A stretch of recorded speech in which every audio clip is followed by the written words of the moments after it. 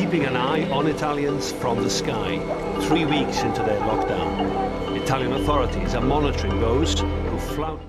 Assalamualaikum. Hi, my name is Nur Nadia, binti Sajuri, and today I would like to share with all of you about COVID-19, how it is affecting the environment and how it is changing my life. So, first of all, I would like to explain to you about what is COVID-19.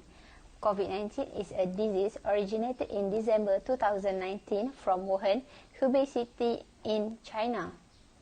The World Health Organization (WHO) has declared this COVID-19 pandemic as a serious global health emergency because it is directly affecting the society, global economy, and global environment.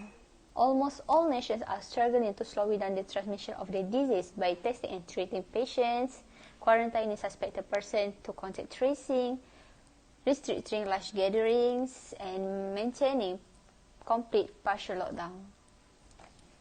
Okay, next, we will move to the topic of the positive effects of COVID-19 to the environment.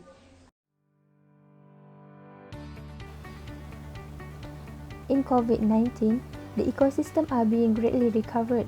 In many big cities, the inhabitants are experiencing a clear sky for the first time in their lives. The pollution level in tourist spots such as forests, sea, hill areas, and many more is also shrinking largely. Ozone layer has been found to have revived to some extent, and the pandemic has displaced its contrasting consequences on human civilization in the sense that, on one hand, it has executed worldwide destruction but created a very positive impact on the world environment on the other hand. To prevent a recurrence of this crisis, we need to look less into human health and more into the collective blindness among regulators and within the financial sector when it comes to recognizing the huge dependencies the global economy has on biodiversity and the devastating impacts on us all when our effect on these dependencies become increasingly unsustainable. Okay, now we move to the topic of the negative effects of COVID-19 that directly affected the economy, society, and environment. The current outbreak of COVID-19 has affected over 2 million people and killed more than 200,000 people in more than 200 countries throughout the world. The coronavirus outbreak is severely disrupting the global economy. Economists estimate the economic fallout from the COVID-19 pandemic could approach $10 trillion, that's around 1/8 of global GDP. The question is whether Malaysia will return to what life was like before, or we will take steps to live with more responsibly towards the nature.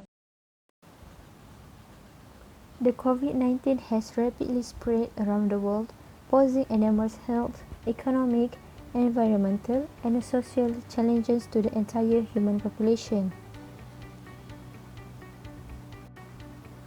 In Malaysia, the Movement Control Order (MCO) has been imposed since 18 March 2020. MCO is implemented as a preventive measure by the federal government of Malaysia in response to the COVID-19 pandemic in the country. The order was commonly referred to in local and international media as a lockdown or partial lockdown. Malaysia has tightened border controls, reduced local COVID-19 transmission through the MCO, increased healthcare capacity, strengthened protection for vulnerable people like the elderly, formed new habits like social distancing, and empowered communities to practice those new norms.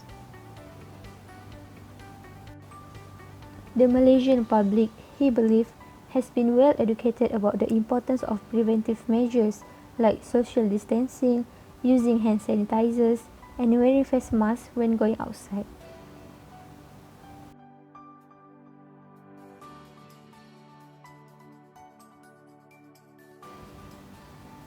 Without a viable vaccine and therapy, the only available means to control the COVID-19 spread is through our own discipline.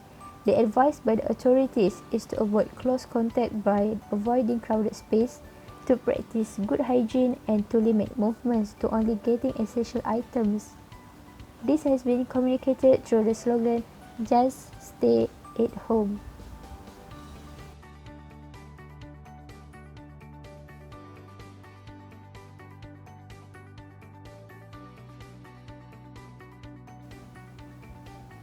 The COVID-19 pandemic is a crisis that affects everyone. So, the WHO, World Health Organization, has imposed few simple precaution steps. First, avoid touching eyes, nose and mouth.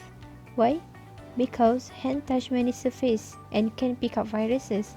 Once contaminated, hands can transfer the virus to your eyes, nose or mouth. From there, the virus can enter your body and infect you. Second, stay home and self-isolate even with minor symptoms such as cough, headache, mild fever until you recover. Have someone bring you supplies. If you need to leave your house, wear a mask to avoid infecting others. Why? Avoiding contact with others will protect them from possible COVID-19 and other viruses.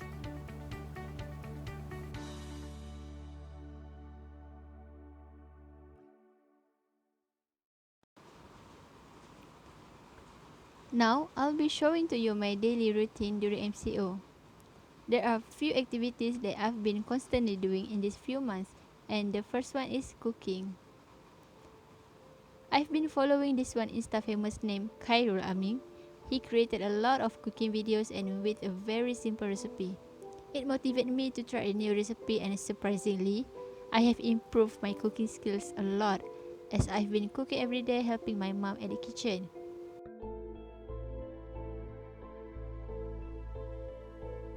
Here are a few examples of my dishes. It may not look appetizing, but the taste is great.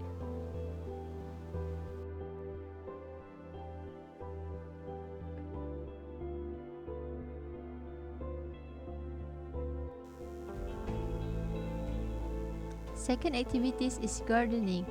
My family own a mini orchard that is located at the backyard of my house, and usually I will spend my weekend gardening at there with my parents. We planted a few vegetables and fruits such as durian, rambutan, pulasan, guava, jackfruit, cassava leaves, Japanese cucumber, curry tree, and many more.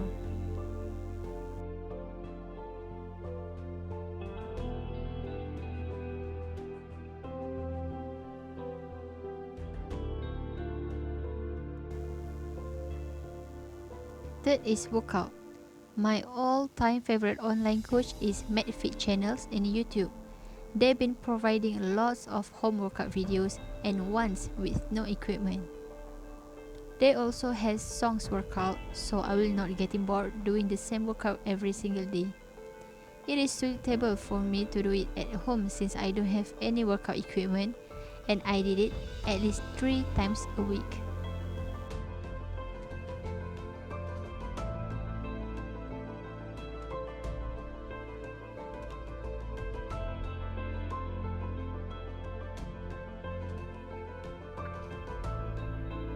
The last one is family time.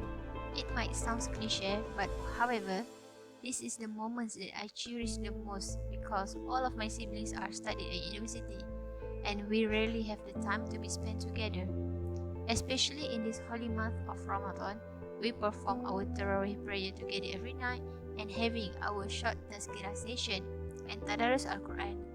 Realizing it or not, this moment will be the one that I will miss a lot in the future.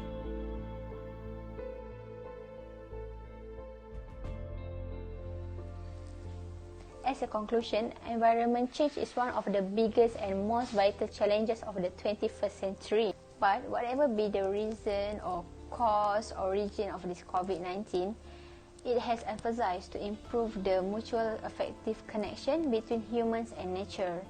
Like all the preceding disaster on the earth, let all be optimistic enough that us human beings will win against the COVID-19 issues in the due course of time.